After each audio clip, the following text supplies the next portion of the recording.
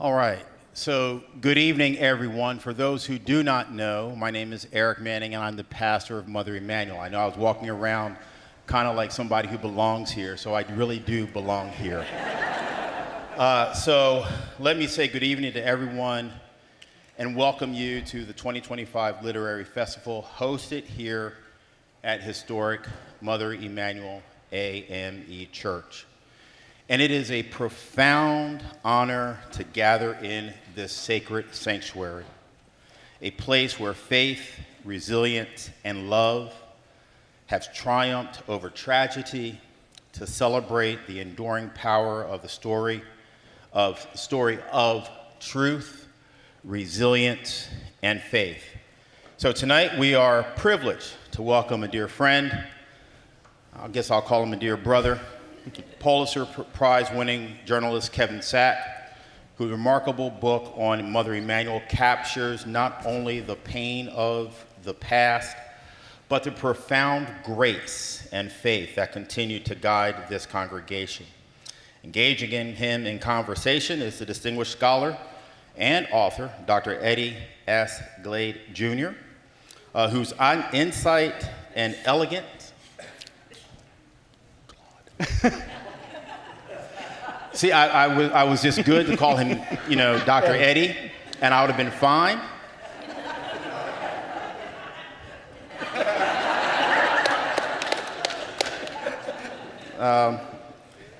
I'm not going to go off script because really I want to go off script, but I'm not going to go off script. All right, so engaging him in conversation is Dr. Eddie, whose insight and eloquence challenge us to think deeply about who we are and who we aspire to be. This evening's program is made possible through the generous sponsorship of Deborah Kennedy, Kenyard, excuse me if I mispronounce her last name. Kennard, there you go, see. And William Kennard, as well as Ann Manners. Is that right too? Oh, thank God. And whew. All right, and Alex Pappas, is that right? That's right. Oh man, I'm on a roll now. That's definitely right. And the Joanna Foundation, is that right? Did I get it all? Thank you. All right. So, yeah, now I'm good, because I had to cover all of that. So on behalf of Mother Emanuel AME Church, we thank you. We thank you for allowing us to host such a wonderful event. And I believe that this is going to be an engaging conversation. So get ready. And for those who haven't read Kevin's book yet, as I was asked a couple weeks ago when I was in New York, it is painfully accurate. Painfully accurate. Now, without any further ado, let me get out of the way, because you didn't come to see me, you came to see them. So give it up, give hands for a round of applause for Kevin Sack and Dr. Eddie Glaude.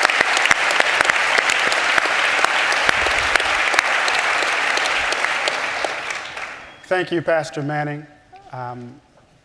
We are in sacred space. And it's important for us to acknowledge where we are, the history that brings us to this moment. I am, in so many ways, overwhelmed. And so I want to thank Pastor Manning for opening this special house to us. I want to thank all of the people who set up the chairs, who turn the lights on, who will clean up after you leave. Don't leave them much to clean up. All the people who are behind the scenes that are making this moment possible. So we want to give them a round of applause.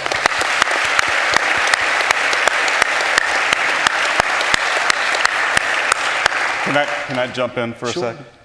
Well, I also want to, first of all, thanks to all of you. This is just a profoundly moving sight for an author to see this sacred place filled up like this. So thanks for your interest in the book, and thanks for coming. And thanks to Sarah Moriarty and her incredible staff and board at the literary festival. I got to tell you, a few months ago when she called me up and said, you know, I've got this thought you could appear at the festival to talk about the book, and I want to get Eddie Glaude to interview you in the choir to perform. I responded like any right-thinking person would, as if. But here we are. So I cannot thank Sarah and her incredible festival for making this happen. And yes, thank you. And it really is the privilege of my life to be sharing this stage with you. Oh, thank you. It is. So let's jump into this. Let's do. Let's jump into this. Give us the scene. Give us a sense of how the book opens and what you're thinking. Okay. Well, let me talk a little bit about sort of how I came to that night, or my experience of that night.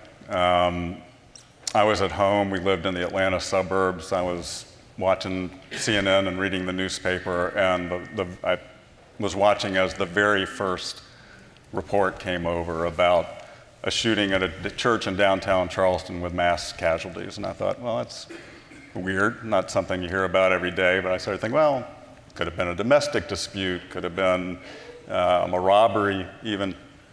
And then a sentence or two later, they had identified the address and the name of the church as Emanuel African Methodist Episcopal Church.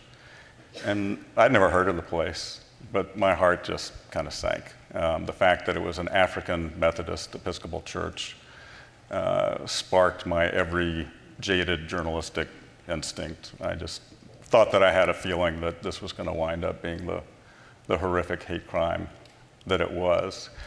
And as I said, I had never heard of the place, so I started Googling the church, and up popped these snippets of history, skeletal history, but amazing. And this was the oldest AME church in the South. It had been born out of this almost subversive walkout from white Methodist churches by African Americans during the height of enslavement.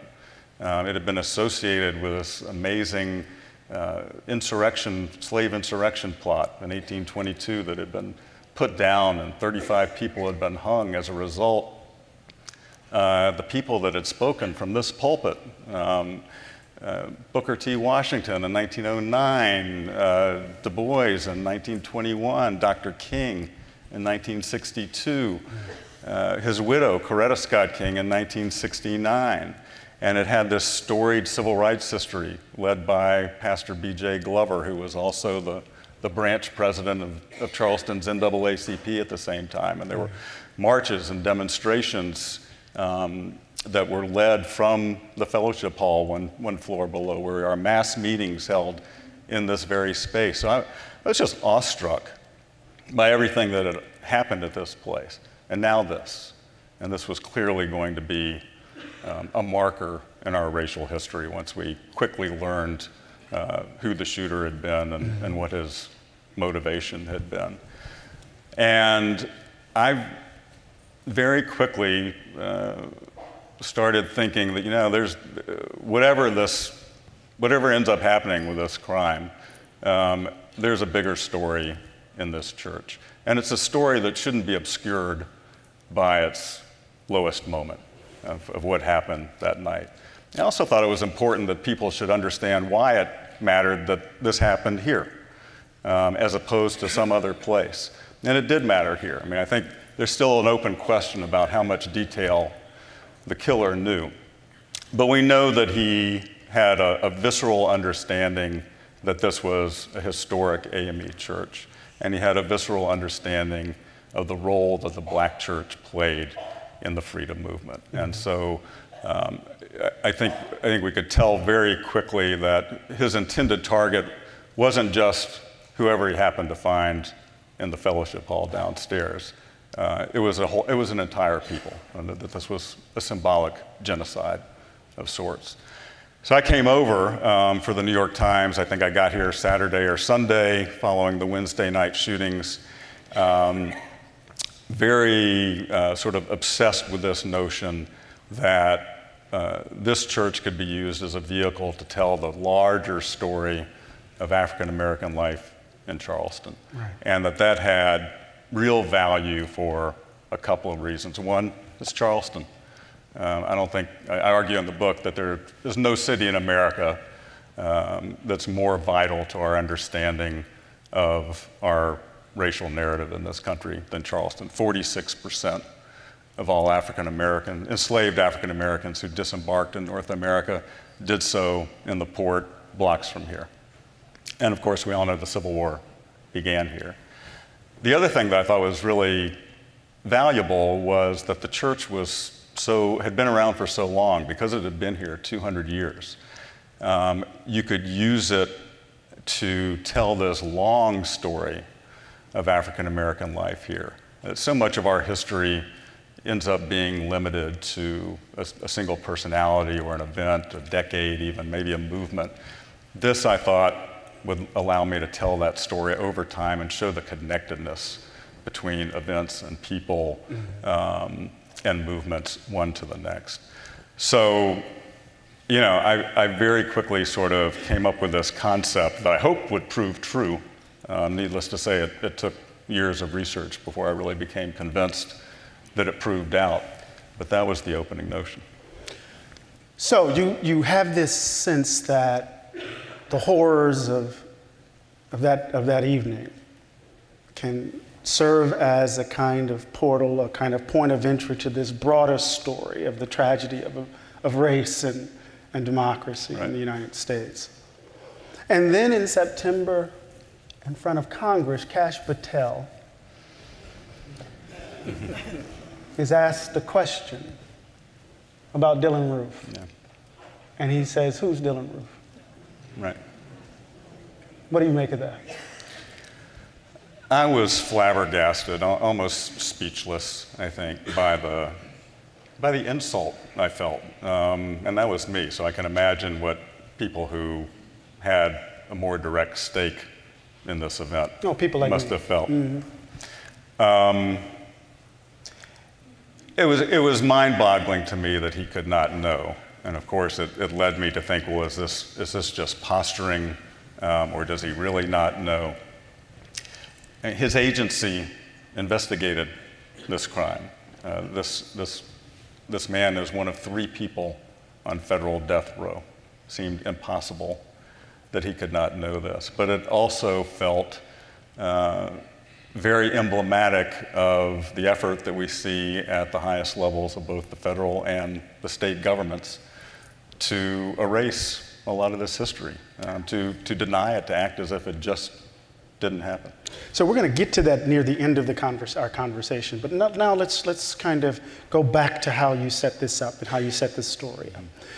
It's a wonderfully framed or structured book. I like to think of it in terms of these concentric circles, right? You have this telescoped moment, which is the horrific event.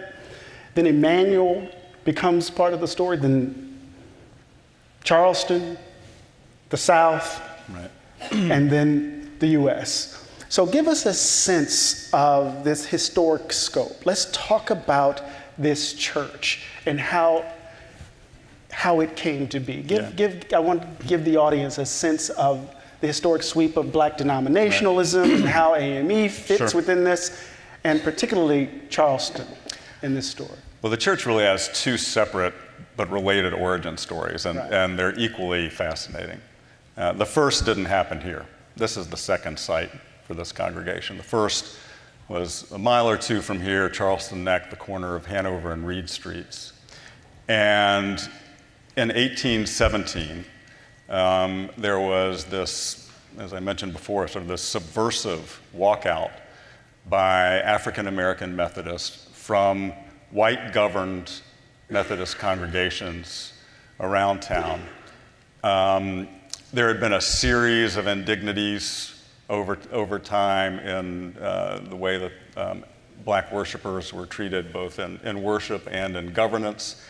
A new preacher in charge for the Methodist denomination had arrived in Charleston and started to rescind some of the mild privileges that had been given to black congregants to, for instance, collect their own collections during church, and to some extent to distribute those collections. There were rumors that some of that money was being used to pay for the emancipation of enslaved people. That really set off the white governors of the Methodist churches, and there was a crackdown. The straw that really broke the camel's back was a decision to build a garage for a horse-drawn hearse over a black burial ground. Those of us who live in Charleston now know that black burial grounds are sort of a sensitive topic. We've got a big controversy going on as we speak concerning one. Sensitive topic is an understatement. Yes. So that was the spark that led to this walkout. Morris Brown, everybody knows Morris Brown AME Church. Morris Brown was a shoemaker and a lay preacher who led this walkout, became the first pastor of what was only known as the African Church at that time. And there was almost an immediate blowback from the white authorities.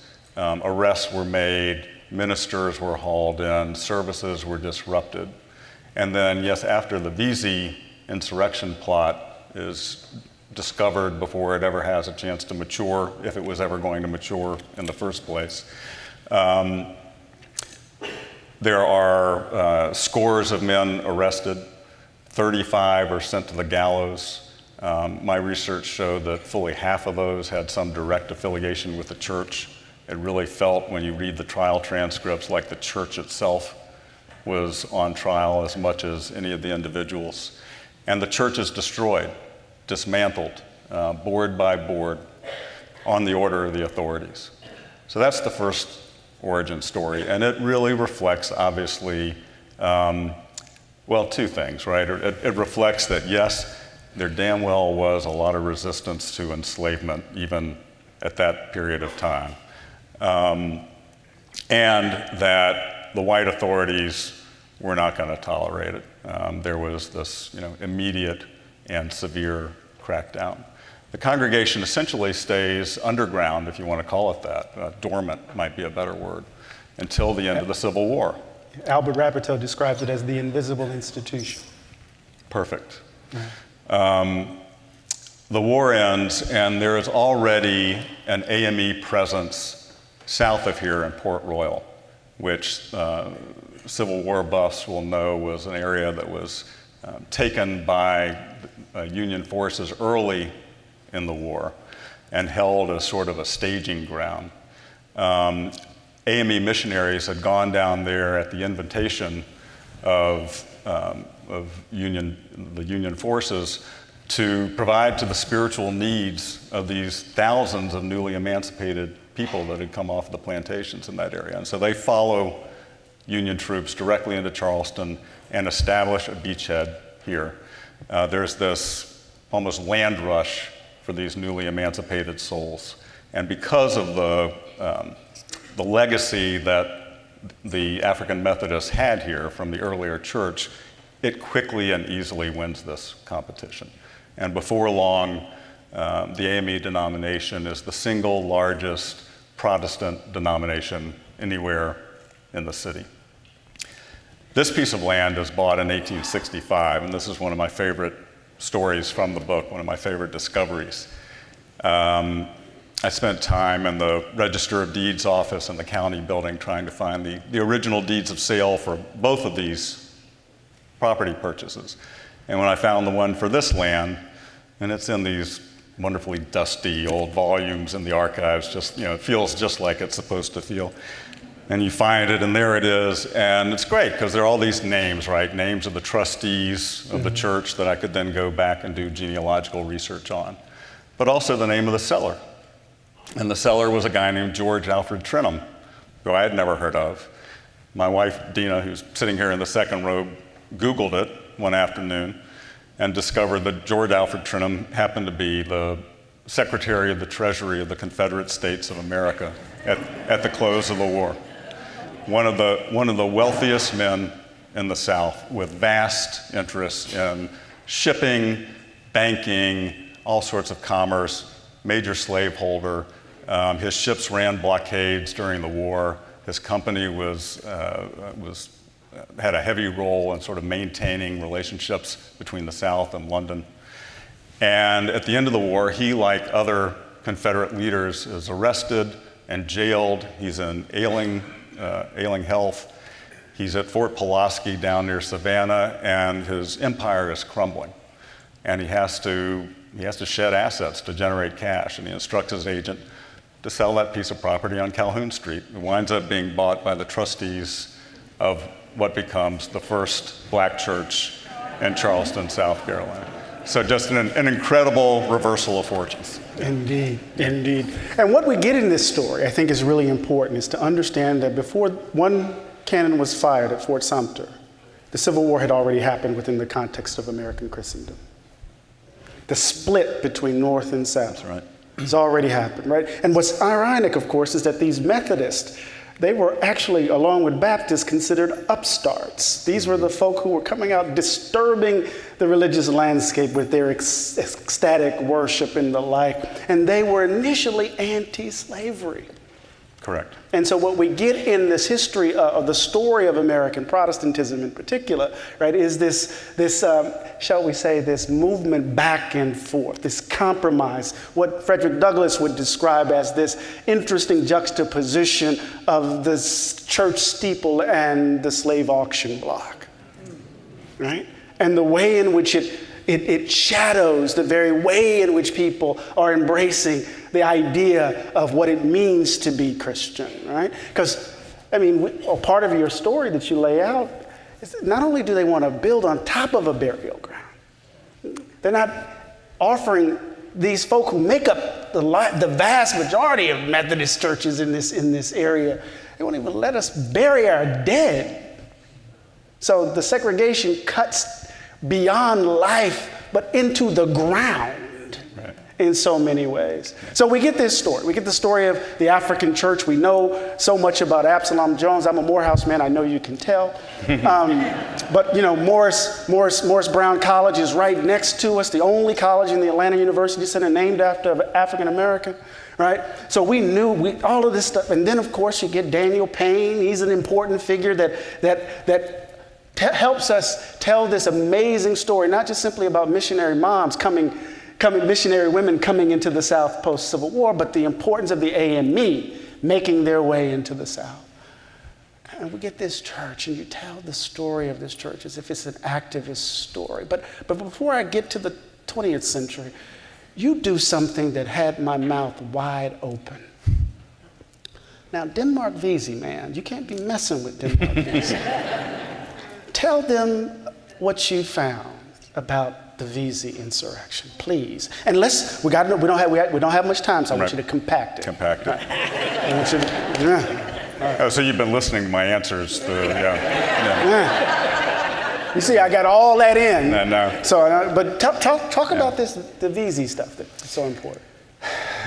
Well, there's been this raging historical debate for the better part of, 3 or 4 decades, I guess, about whether the Vesey revolt really was, whether it actually was the insurrection plot that it was reputed to be, or whether it was, ginned up by local politicians for their own purposes, largely to justify the crackdown that followed it.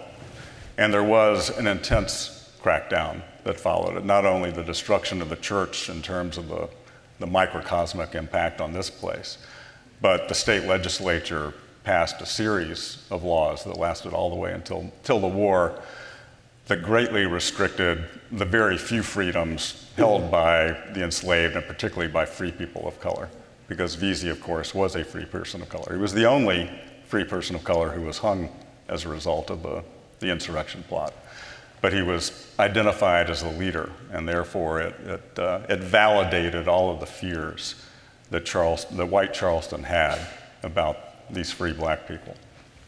Y'all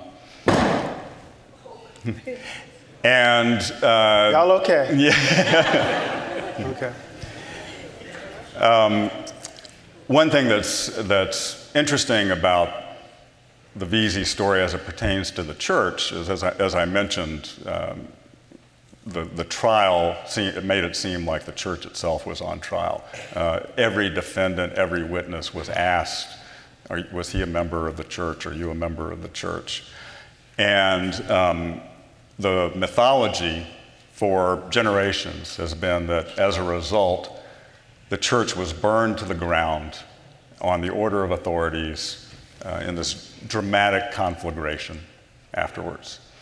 Well, thanks be to God for the digitization of newspapers. I can't claim credit for discovering this, another scholar did. But several years before I started my work, he was Googling African church. I guess he wasn't Googling, he was looking through newspaper databases, historic newspaper databases, for African church just to see what would pop up.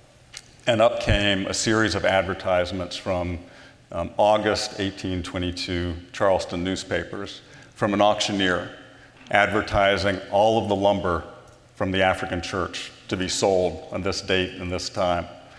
So it wasn't burned to the ground.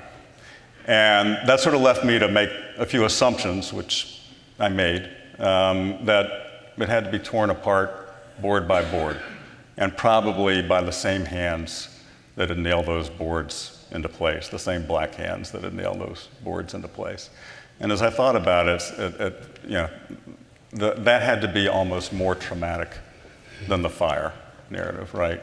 To see their work destroyed after this incredible assertion of autonomy. Mm-hmm. And I just think about what they must have been taking away from that moment. And in May of 1866, we get the church, right? Yeah. Get this church, and then you're going to tell us a story about how important Mother Emanuel is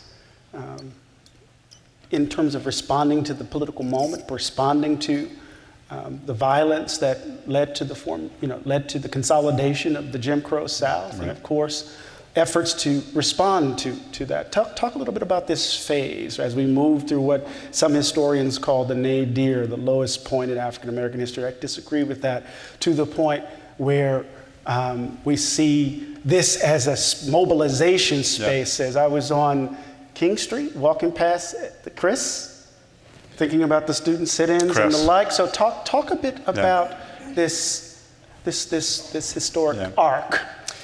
Well, one of the things I think really made the book viable as a concept was that I found that there were these larger-than-life figures at the head of the church that I could use to represent every significant era in the Black freedom struggle. And during Reconstruction, it's Reverend Kane, Richard Harvey Kane, who, not buried there, but memorialized there, who was an AME pastor in Brooklyn who was sent down to start the AME movement in Charleston. He becomes the first pastor of what then becomes Emmanuel. It's no longer the African church. It is named Emmanuel, God with us. Mm-hmm. And Kane uses this pulpit as a springboard into business, real estate, publishing, buys a newspaper, which gives him an incredible voice in this town, and eventually into politics. Runs for the state legislature and wins, runs for Congress, and becomes one of only, I think it was 16 African American Republicans who served in Congress during Reconstruction. So his story, I mean, he is the personification of the incredible hope of Reconstruction at the beginning. Mm-hmm. And then by the end, he's the personification of the crushing disappointment and the theft of Reconstruction, because he has lost his office. He has sort of retreated back into the church. He's even flirting with the Back to Africa movement. He's sort of thrown his hands up and decided that there's just not that much that can be done in the country anymore for the cause of social equality. And his successor down the road, B.J. Glover, who is the longest serving pastor of this church, 12 years from, I think it's 1953 to 1965. And so he was the pastor during the meat of the civil rights movement. He comes in as a raging activist. He's got good reason. He's had the crap beaten out of him by the Klan early in his life as a response to his efforts to attempt to register to vote in upstate South Carolina. And he's seen a lot. And so by the time he gets here, he is out of patience. He has seen soldiers coming home from war and being disrespected. Blinded, like Isaac Woodard, yes. And he has no more patience, and so he is at the forefront of the ministerial component of the civil rights movement. And as I mentioned before, there are mass meetings right here, one after the next, NAACP leaders speaking from the pulpit, marches and demonstrations kicked off from the fellowship hall downstairs. There's a wonderful picture in the book of him wearing a sandwich board during a demonstration on King Street, arrested multiple times, including once in Columbia with now Congressman Clyburn, who will be speaking at the festival next week, in a case that goes on to generate a landmark Supreme Court ruling in support of the right of peaceful protest. So, he was just an incredibly courageous, committed guy, and not without resistance from his congregation. There was a lot of fear in these pews about his activities, and good reason, because in 1963, if not earlier, but certainly by 1963, there had been the bombing of 16th Street Baptist Church in Birmingham that killed those 4 young girls. And so these church members are thinking, we don't know that we want that coming our way. And there was always has been very much an institutionalist sensibility to this place. It was such an achievement to build it. And it was in some ways a radical act in its very existence that I think many of the congregants over time have said, the most important thing is making sure that we hold on to this, that we have this safe space, this sacred space. And so there was a broad fear in the congregation that was going to be put at risk by his activities. So obviously there are through lines in the text, and one, of course, is violence. That the fever dream, how can I put this? That there are these moments where white America, where white Charleston seems to lose its damn mind.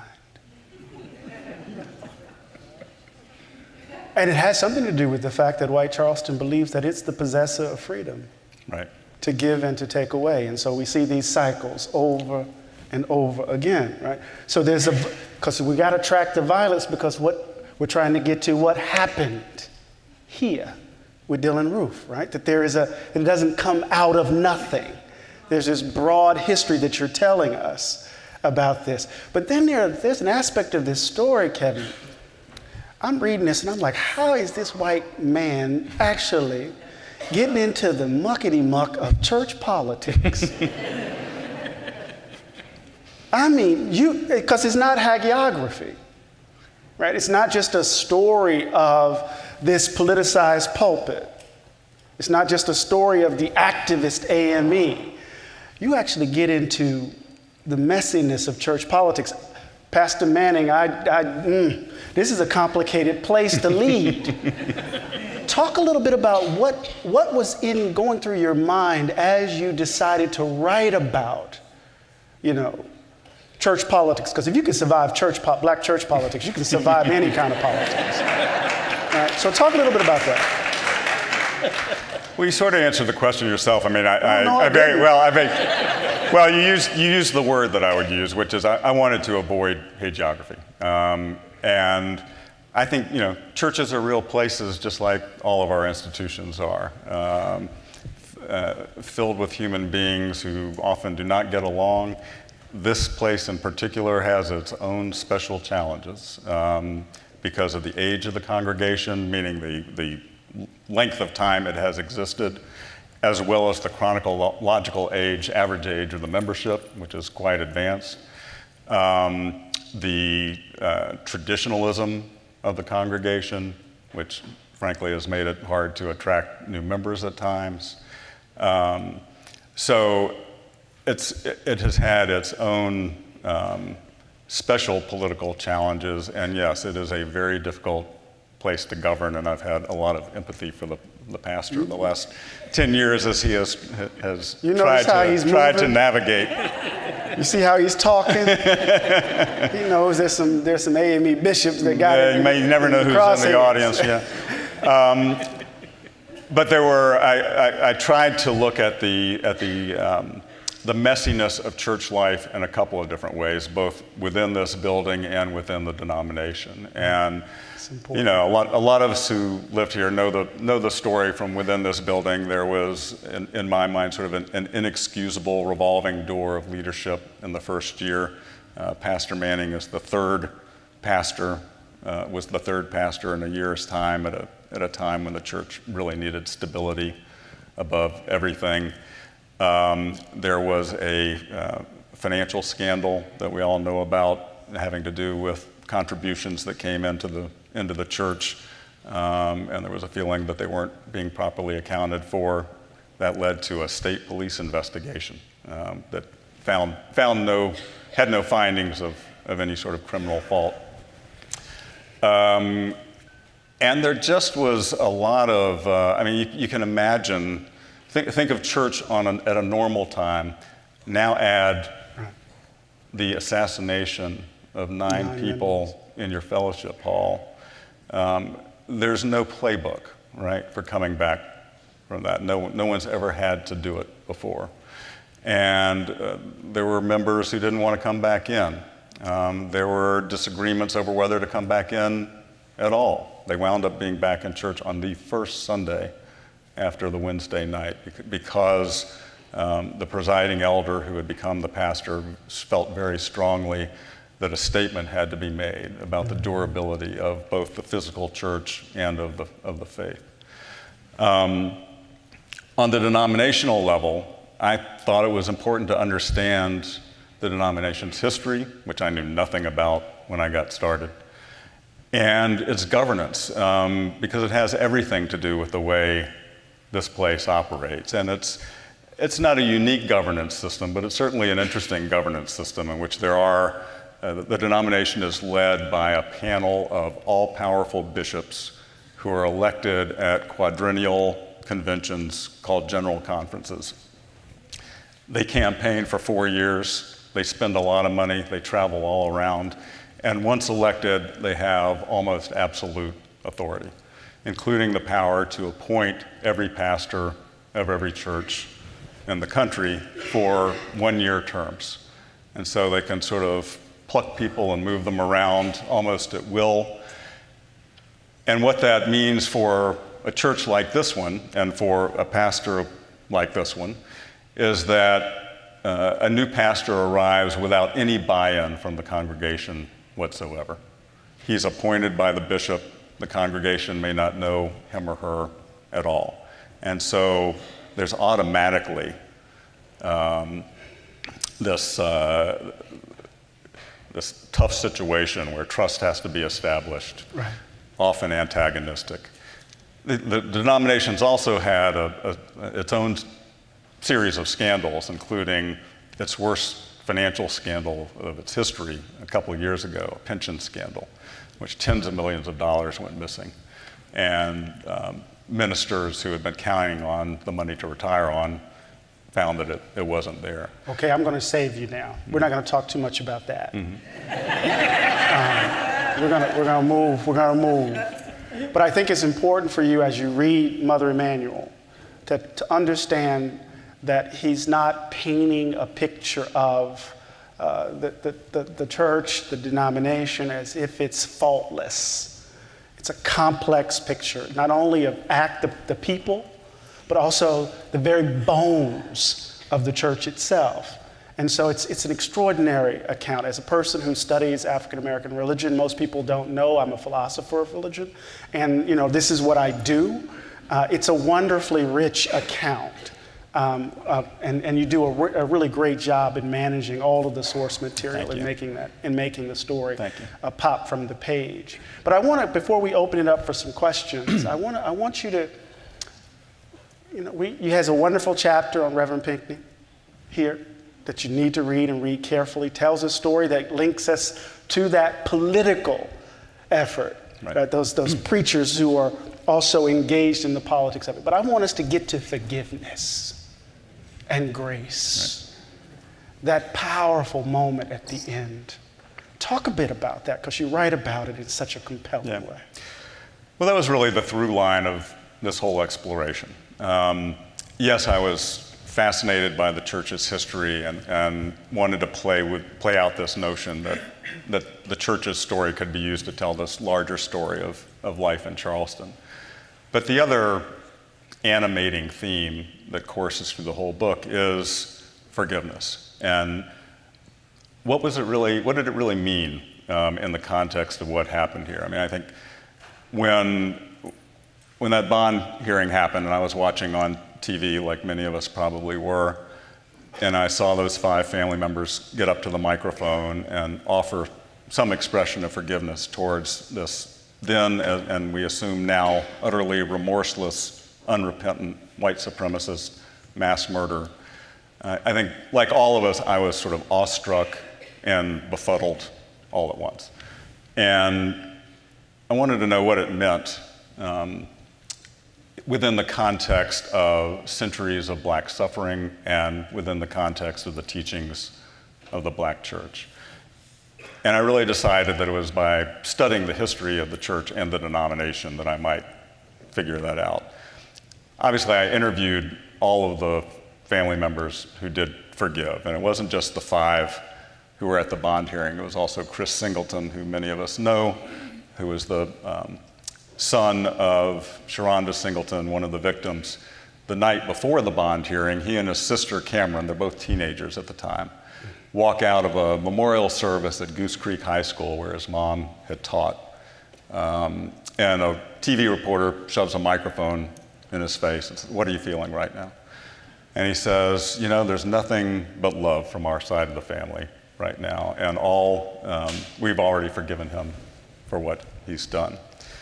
So in interviewing Chris and the 5 that spoke at the bond hearing, as well as any number of ministers, theologians, and folks who didn't agree with the decision to forgive, I really concluded that those of us who may have perceived that the forgiveness offered toward this killer as being for the killer probably misunderstood its intent and probably didn't understand the role that forgiveness and grace have played in the black church over the generations, and that they will tell you it was for them, not for him, that it's a form of release, a form of relief. And when I started to think back over the 200 years of trauma that I document in the book, it starts to make a lot of sense that that's the only way you can get through. How else do you, as Felicia Sanders and Polly Shepard, 2 of the survivors, will tell you, how else do you get out of bed the next morning without being so consumed by rage and fury and frustration and anger and the temptation to respond with violence? How else do you get by?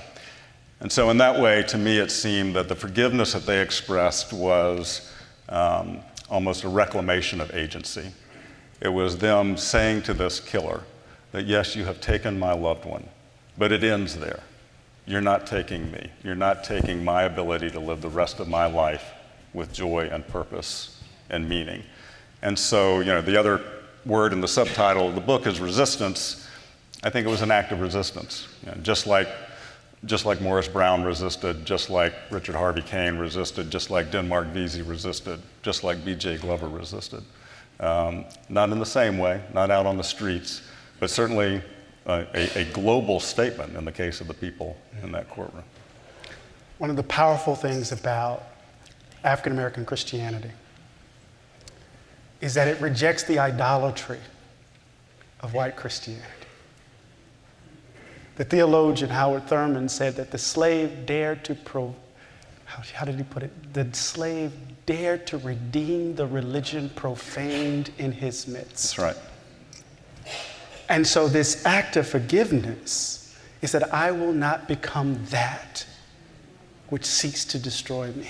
Right. Right? So this is beautiful. Now, you had a question, though, about this moment of forgiveness. Yeah, I did. Well, so we all know that we saw this amazing illustration of the ongoing role that forgiveness plays in our political discourse 6 weeks ago, I guess it was, when Erica Kirk got up at the funeral of her husband and offered forgiveness to his killer. What were you feeling at that time?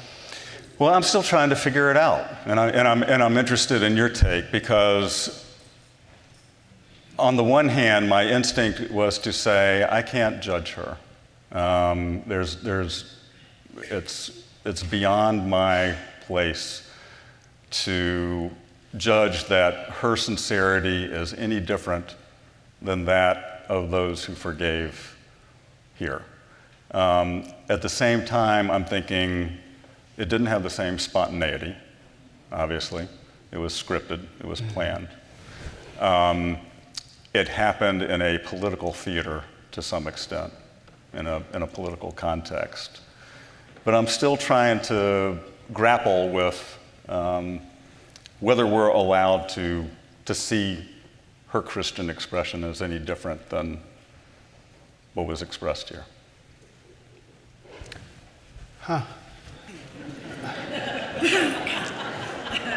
You know, we talked about this earlier.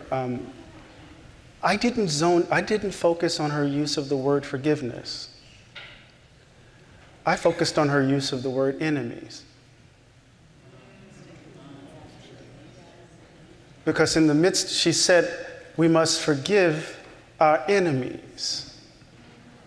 And at that moment, right, in which the language of forgiveness was being invoked, she described those who opposed the positions that her fallen husband held and others as enemies. Right.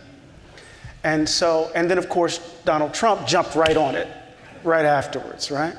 I don't know if I can forgive because they hate me, I hate them. Right. And you know, he hates his enemies. Yeah, he hates his enemies. And so what I find absent among the family members of those folk is there's no talk of enemies. Right.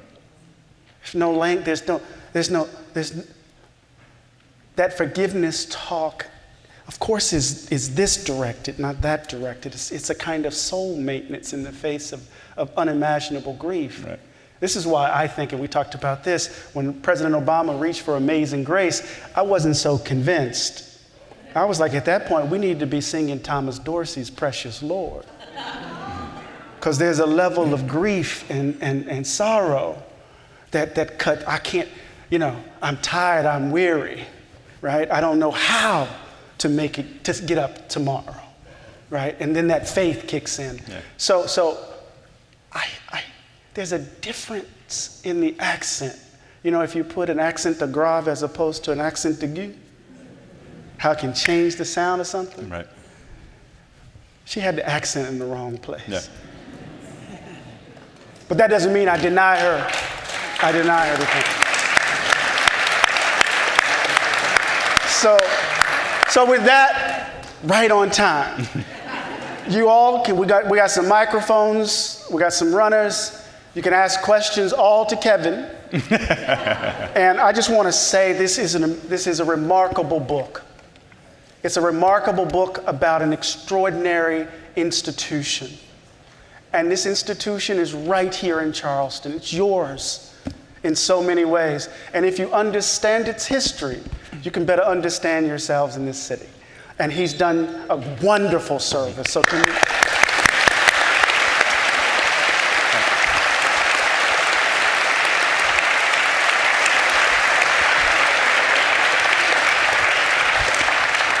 I didn't want to stand up before you guys were done clapping. That felt weird. I just want to Thank you both. This is amazing. I was at your talk at the Charleston Library Society, and it was wonderful, but the whole time I was like, why are we here? Why aren't we there? So I'm really grateful to be in this space with you. My question is, and I'm trying to think of how to say it, is I'm looking around the space, and I've been in this space a couple of times, and it feels very white. I just want to call that out. And so I wanted to take this opportunity to ask both of you from your different lenses, after this beautiful book and all of this, what does specifically white Charleston and white America still need to learn about these kinds of stories for us to take forward to make this world a more equitable place? I know it's a big question, but I don't know how to. I'm sorry, Eddie. I know I don't know. I could try to. I hear you. No, I hear you. Yeah. And it's to you, Ken. Yeah, thank you. Thank you so much. Thank you for your question. Appreciate you. I mean, I think we need to take this history seriously. And, you know, we didn't get to talk about it much, but we are seeing this assault on real American history. Unhumbly, I think this is real American history. And, you know, I think we deny it and diminish it and erase it and whitewash it at our real peril. You know, I encourage everybody to resist this notion that we can clean up our history, to read in ways that make us white people, we white people, more comfortable. I didn't write this book for a white audience. I wrote it for everybody, but it has been very interesting to me as it's rolled out over the last 4 or 5 months, that I think it has been white readers who have been most moved by it and most affected by it, which I appreciate. I did an event like this in Atlanta a week or two after the book came out, and there was a Q&A, and an African-American woman got up from the front row and said, you know, thank you for the book, but, you know, this book is for white people. She said, we know this story, you know. And she pointed out, you know, I may not know the details, you know, I may not know what happened at Emanuel or in Charleston, but we know this story. And I agree with that. So in terms of what white America can do, I think we need to accept that this is our shared history. And I don't give a damn who your people are, when they got here, what they believed when they got here. It's still our shared history now. Thank you.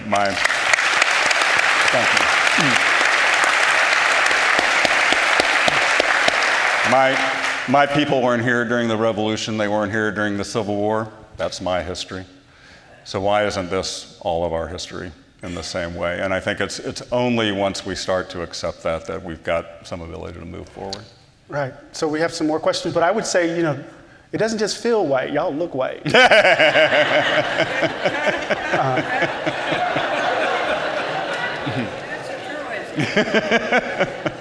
And we have to tell the story, and he does in the book, about the changing environment around Emanuel. Right. About gentrification, about rising property taxes, about how North Charleston, where these folk who were once here ended up, a lot of them there. Right. So there's a reason why this place looks the way it looks. There's a reason why, in part, the church struggles in some ways, right?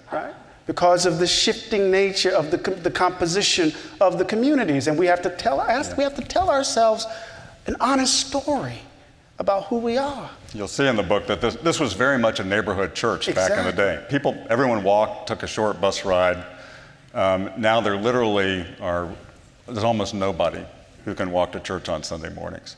And as a result, it's tough to keep the membership up. It's tough to attract new members. And if you come in here on a Sunday morning, you might see 25% to a third of those in the pews are guests, many of them white. And that inevitably affects the vibe of the place and affects the sense of family in the place. It happens. It's happened in Great Abyssinian in New York. It's across the country. So, questions? More mics?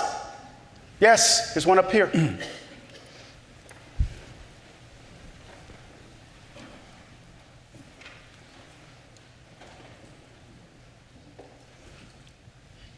First of all, thank you very much for this. I just wanted to mention to Mr. Glaude, there's a great quote apropos of what you were saying about white Charlestonians occasionally losing their mind. And some of you in the audience might be familiar. It's an abolitionist who on the eve of secession, the Articles of Secession, James Pettigrew described, South Carolina is too small to be a republic and too large to be an insane asylum. But Kevin, now that you're a Charlestonian, I think you have the I got to stop you there. Please, you know better. I'm a resident of Charleston. Don't get him in trouble. Don't get him in trouble. But you are a Charlestonian now. Okay. So I wanted to ask your opinion. Right in front of us is a street that used to be called Boundary Street and is now named in favor of the former Vice President and virulent segregationist John C. Calhoun. His statue was taken down a block west of us now. Should Charleston consider renaming Calhoun Street? Yeah, I mean, I think it's particularly...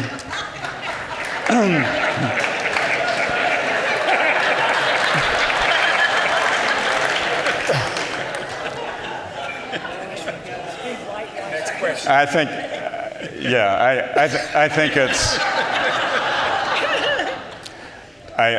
every time I drive here on a Sunday morning, I take note of it and just sort of shake my head and say, that is a contradiction that should not be any longer. I know there's a lot involved in that legally and in terms of the history of the community. But yeah, I think it's, it doesn't sound right? And I think that there were important symbolic things that came out of this, and I don't think it's mutually exclusive that something can be symbolic and important. I mean, I think the flag coming down mattered. I think the statue coming down mattered.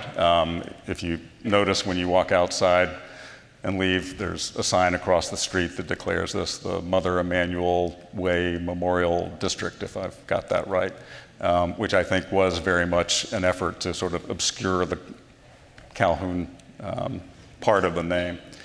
So yeah, I think it might be time. Questions? Well done. Thank you.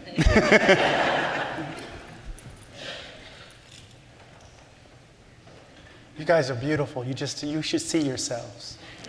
Thank you so much for being here. I wanted to kind of follow up on the first question, but more on a personal level. Because we have a heightened awareness now of making sure people can tell their stories, what checks and balances did you put in your process to make sure you were more of an ally, using your platform to elevate the story versus being, the white savior trying to take over the story? Yeah, great question. I tried to approach the topic from the get-go with an immense amount of humility and sensitivity. I mean, not only was I a racial outsider, I was a religious outsider, didn't grow up in the church, I'm Jewish, wasn't from here. That matters here, we all know. Matters here. So, I couldn't have been more of an outsider, but recognized that from the get-go. I think I also recognized that I had some real assets going into it, including an incredible passion for the subject, a pretty lengthy journalistic background writing about race, which I won't bore you with, but that this was not the first time I had walked into a black church or spent a lot of time reporting in a black church. And the pastor likes to talk about having a ministry of presence. I tried to practice a journalism of presence just by being here. My wife and I moved here for about 7 months in 2019, right before the pandemic hit. I was in my pew back there every Sunday and often during the week. The congregation was incredibly gracious, and I mean, I would sit there with my laptop open, typing during the pastor's sermons, and they were fine with it. So they were great. But I really just tried to be here a lot and to be known, to show that my interest was long-term and deep. I think as I started to interview people and at length, hopefully word started to spread that, this guy knows a little bit of what he's talking about, and he really is asking the right questions, and he's interested in us for the right reasons. One advantage I think I had was I think we had real common cause, the congregation and I, in that I felt strongly that this place should not be known only for that night, and I think they felt the same way. Their histories, their families, their legacies are tied up in this place, and they're immensely proud of it and should be, and they didn't want that to get lost. So we had that working for us. One other thing I did was I had a lot of backstopping. Good editors. I made sure to submit the book to any number of readers, including a number of African American readers beforehand, and persuaded the publisher to hire a sensitivity reader, which was an African American woman who read the manuscript looking for any place that my white boy ass might have stepped in it, and she found a couple. But I had worked pretty hard to be sensitive about language and to be really attentive, and I think that made a difference too. You succeeded. We have time for one more question. If not, yes.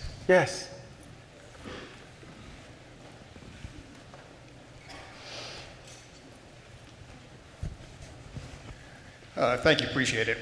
What experiences did you go through in your early life that ultimately put you on this trajectory and brought you in front of us today? That's a great question. I grew up in a very segregated Jacksonville, Florida. Did not have, even though I graduated in 1977, so 23 years after Brown versus Board, I did not have a single black classmate all the way through my secondary school education.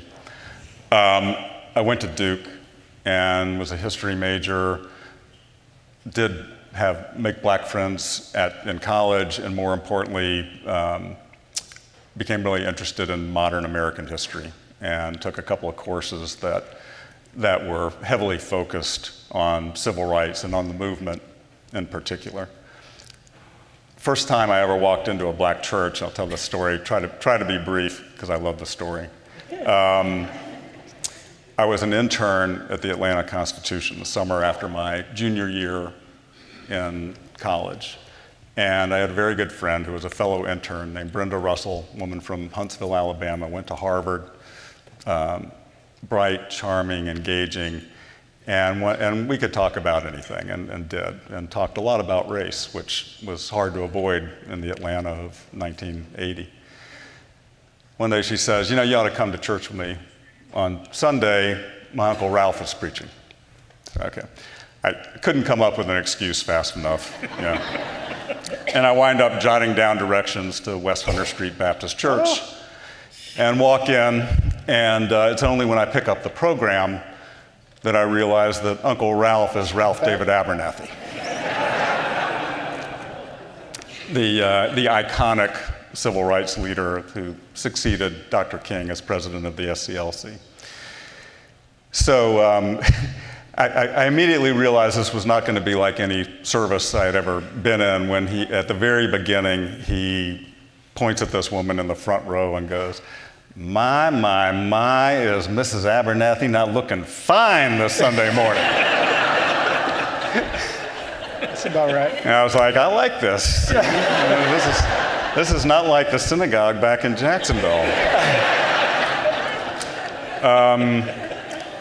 And then he has all the visitors stand up, and we all do, and then we all sit down, and he points his finger. No, you, back up. And I'm the only white guy in the house. And he then proceeds to interrogate me. Yeah. Who are you? What brings you here? Oh, well, how do you know my niece? Well, what are you doing at the Constitution this summer? Where are you from? Where do you go to school? Where are you studying? Well, history of what? I mean, he let me sit there and sweat. It was probably 3 minutes. It felt like 3 days. Right? Finally let me sit down, and I was like, what the hell was that about? You know? And maybe after 30 years in the pulpit, he was just entertaining himself, right? But what I took away from it was that he wanted me to feel my otherness, that he wanted me to feel what all of his congregants felt every minute of every day that they walked out of the protection of that building, and to feel the eyes of everybody in the room upon me, judging me. I still can feel it to this day. But the other stuff I took away from that day were just the music, which we're about to hear a great example of, the preaching, the enthusiasm, the sense of community, the raw political power of the place. You know, I was hooked on the black church, and I knew, I don't know if I knew at that moment, but I certainly came to know that there were great stories to be found at the intersection of faith and race. Oh my goodness. So. Can we thank Kevin for this gift?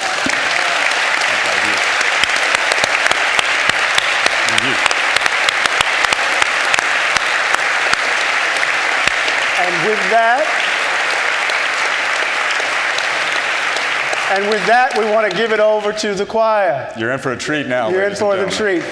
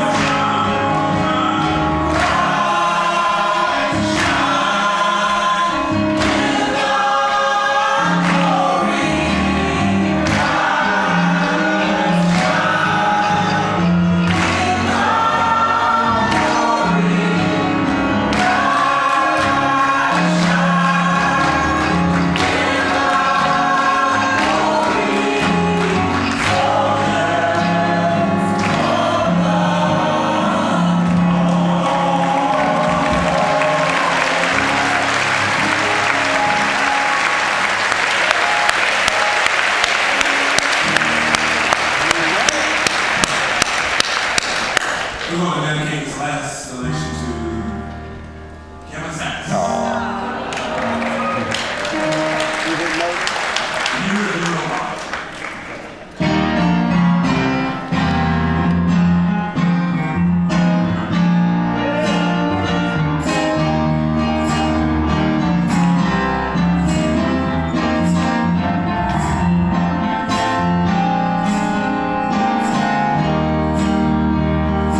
Oh,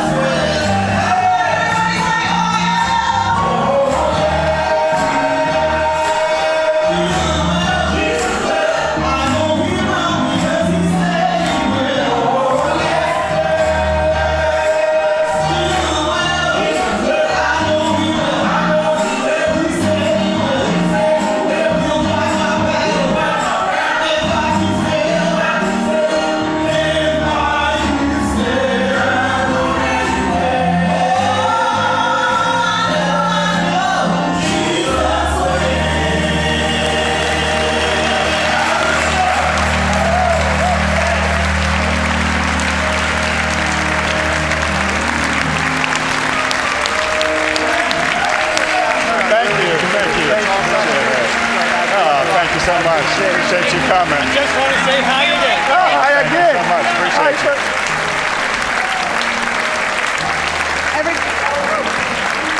Everybody.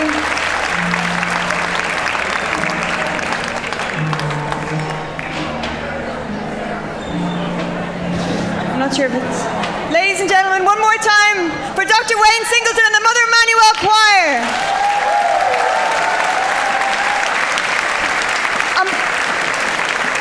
On behalf of Charleston Literary Festival, before you all file out, I just want to say a few things. I want to say a huge thank you to Dr. Wayne Singleton, to Pastor Manning, and to Mother Emanuel, the entire staff, Stephanie, all of the ushers, everybody who made us. We are guests here, and you all made us feel so extraordinarily welcome in this sacred space, so thank you so much. I also just quickly wanted to say two more things. I want to thank again the generous sponsors of this session, Deborah Kennedy Kennard and Bill Kennard. Please, Dr. Ann Manners and Dr. Alex Pappas, and the Joanna Foundation. And finally, I'd just like to say a huge thank you to Dr. Eddie Glaude for being with us here today, and to Kevin Sack, and to the incredible Kevin Sack for the history that he's written. Everybody put your hand up here if you are a Charlestonian. You should read this book. Put your hand up if you live in Charleston. You should read this book. Put your hand up if this is your first time in Charleston. You should also read this book. Please read it, everybody. It's important. And it's what Dr. Glaude said. It holds all of our history. Everybody here in Charleston, so please read it. If you would like to meet with Kevin and Eddie, please stay here. Form an orderly queue down this side, the right side aisle. And Kevin will be signing books, and Dr. Glaude will be signing books. For the rest of you, I wish you a fabulous evening, and thank you again, everybody, for being with us.